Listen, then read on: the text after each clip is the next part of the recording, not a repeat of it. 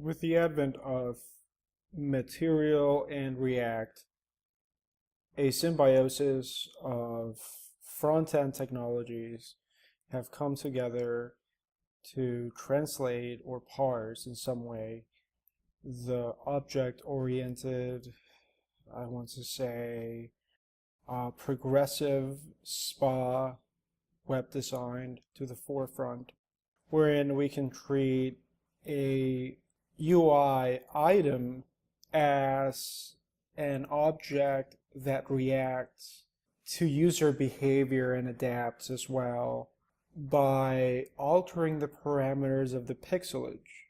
In fascinating ways, you can abstract a web design process by surgery of UI elements and adding a component Latin structure to your software that is compatible across platforms and device sizes, including a very cool surprise I have for you.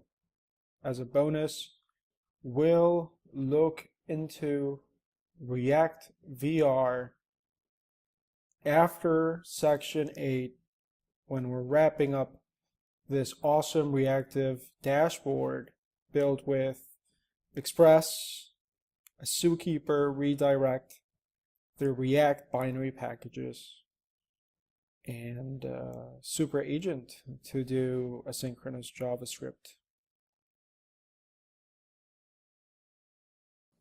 Very cosmetic probing of streaming data allows you to isolate private libraries that could be vulnerable to a man-in-the-middle attack by spoofing. And yet the best way, and the way that we develop Airglow, our Mesos dashboard, is one that adheres primarily to semantic precision and constantly type checking the props as circuits and gates that you can control the flow and preset information without exposing your classes. Now, if we think about UI elements such as a spreadsheet or a table with rows and columns, we can get the columns, the rows, as objects themselves and render them as items through the render function with React inside an application. Flux is all about the one loop iteration that we are interested in. Because this is a directed acyclic graph, we're looking for a one-way function that projects an action and propagates a set of metrics.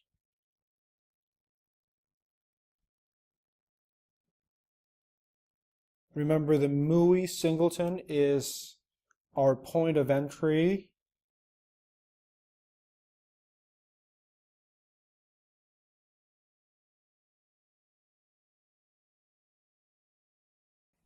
So let's get started here. There's something I want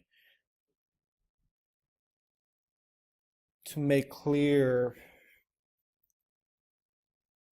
Inside your component folder, you will find every UI element that we will be treating. In this case, I'm not going to go into further, more elaborate ways of building this UI, although I have been inspired vastly by Palantir's Mosaic React infrastructure. It's amazing.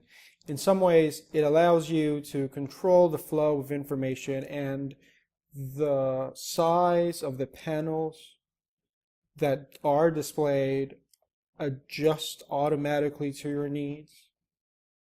In other words, if you take a look at the code that I'm using, a dashboard is a fancy or a decorated spreadsheet, and on the left column we're going to have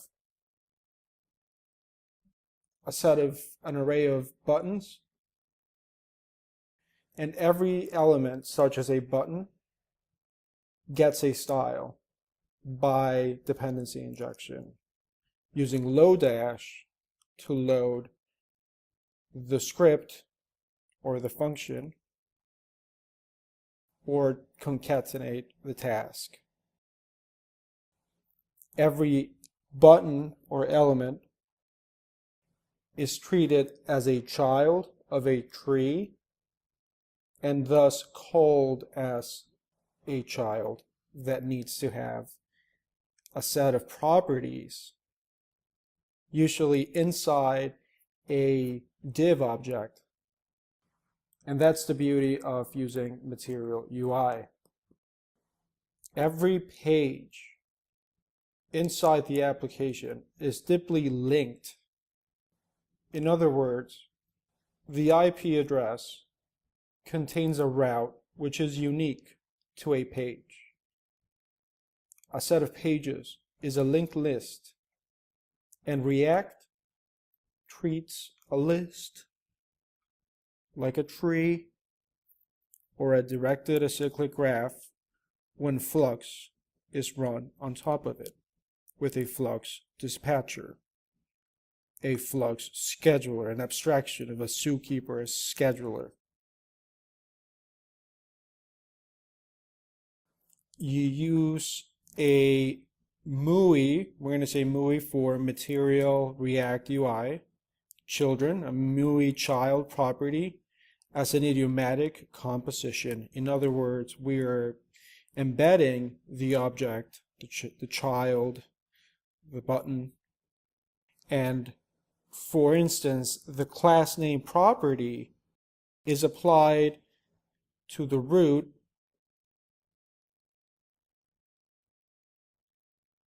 and you can disable a property inside a spread or a div.